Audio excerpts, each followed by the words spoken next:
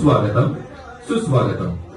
चंद्रकांत गोमा केणी परिवारातर्फे आपणा सर्व गणेश भक्तांचं मनपूर्वक स्वागत. केणी परिवाराने गेली अनेक वर्ष आपणासमोर विविध पौराणिक, ऐतिहासिक आणि समाज प्रबोधनात्मक देखावे साकारण्याची परंपरा जपली आहे. गणपती आणि उत्कृष्ट देखावा हे जणू काही या परिवाराचे एक समीकरणच झालेले आहे. या वर्षी देखील घेऊन आलो आहोत एक पौराणिक, ऐतिहासिक देखावा, सीताहरण.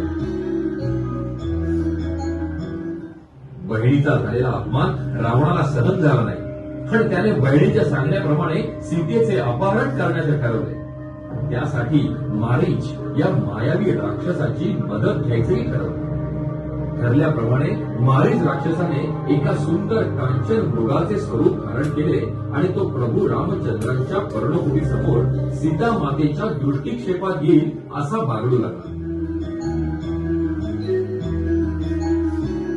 अवर्णनीय असा तो रत्न जडित कांचन मृग पाहून सीता माता म्हणाली, हे प्रभू, हा कांचन मृग किती सुंदर आहे. त्याचं अप्रतिम असं सुवर्ण रूप. आहा, या कांचन मृगाचा वध करून त्याचं हे चर्म आपण माझ्यासाठी घेऊन यावं अशी माझी इच्छा आहे. जरूर लक्ष्मणा. वनात राक्षस आणि त्याच बरोबरीनं जंगली श्वापरांचा वावर आहे. मी ते हरिण सीतेसाठी घेऊन येईपर्यंत सीतेचं रक्षण कर आणि तोवर तू इथेच थांब. आणि असं म्हणून प्रभू श्रीराम आपलं धनुष्य धारण करून त्या कांचन मृगाचा पाठलाग करू लागले. परंतु ते हरिण लांबच लांब उड्या मारत अधिकाधिक दूर पडू लागले. प्रभू श्रीराम त्याचा पाठलाग करत दृष्टीआड कर्णाचे रूप धारण केलेल्या त्या मारीच राक्षसाने प्रभू रामांना चकवा दिला. पण तेवढ्यात प्रभू रामांच्या बाणाने त्याचा वेध घेतला. परंतु त्याच्या मारीच राक्षसाने मुद्दाम होऊन प्रभू श्रीरामांच्या आवाजात आरोळी ठोकली. लक्ष्मणा, लक्ष्मणा धाव. लक्ष्मणा, माझा जीव धोक्यात आहे. लक्ष्मणा धाव. लक्ष्मणा, माझे प्राण वाचव. रामाच्या स्वरातली आर्त हाक ऐकून सीता माता त्वरित लक्ष्मणाला म्हणाली, लक्ष्मण भाऊजी, प्रभू श्रीराम कांचन मृगाच्या पाठलागासाठी गेले. ते अद्याप परत आलेले नाही. त्यांनी आपल्या मदतीसाठी घातलेली साथ आत्ताच माझ्या कानी पडली. मला खूपच चिंता वाटू लागली आहे. हो सीतामाई, परंतु प्रभूंची मला आज्ञा आहे की जोवर ते इथे येत नाही तोवर मी आपणाला सोडून जाऊ शकत नाही. माझी चिंता करू नका भाऊजी. आधी श्रीरामांचा शोध घ्या. बरं, ठीक आहे. मी आपल्या रक्षणासाठी या पर्णकुटी भोवती एक रेखा आखतो. कुणीही जर ही रेखा ओलांडण्याचा प्रयत्न जरी केला तरीही तो त्वरित जळून भस्मसात होईल. एका बाणाच्या सहाय्याने लक्ष्मणाने एक रेखा आखली आणि प्रभू रामचंद्रांचा शोध घेण्यासाठी तो वायुवेगाने पर्णकुटी बाहेर पडला. इकडे उन्मत्त कपटी रावण दबा धरून बसलेला होता.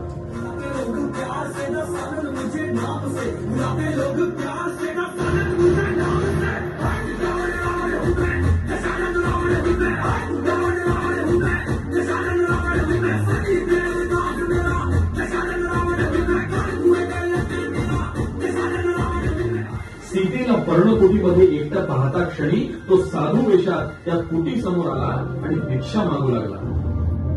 भिक्षा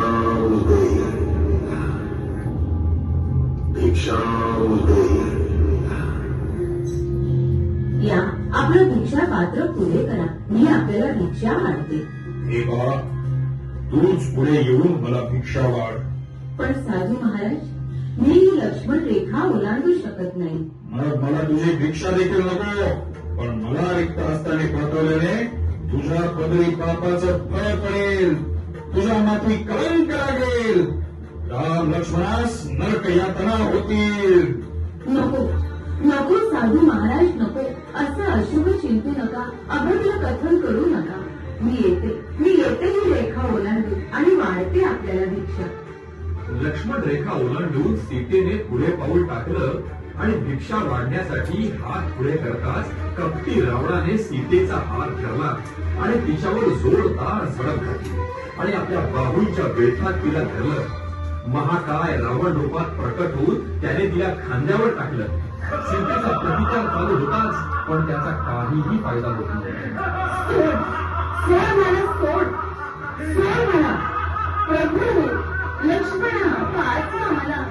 रावणाने सीतेसह पुष्पक विमान लंकेच्या दिशेने मार्गस्थ केले.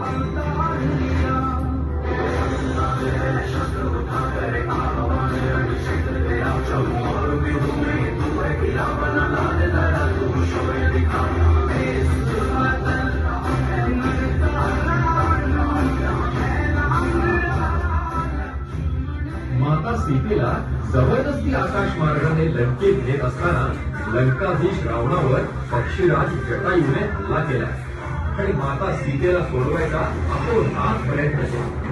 जटायू आणि लंकाधीश रावणामध्ये घनघोर युद्ध झालं.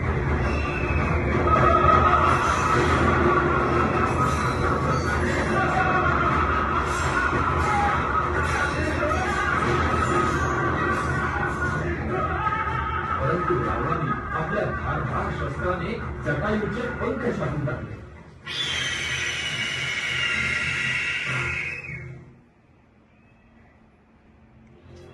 आणि त्याचा पराभव करून रावण लंकेच्या दिशेने रवाना झाला. गणेश भक्तांनो, आजही आपल्या समाजामध्ये स्त्रियांवर अत्याचार करणारे असे अनेक रावण लुटाळले आहेत. गरज आहे की आपल्याला जटायू होण्याची.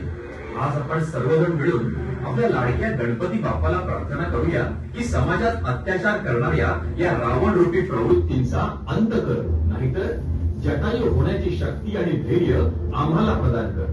बोला गणपती बाप्पा.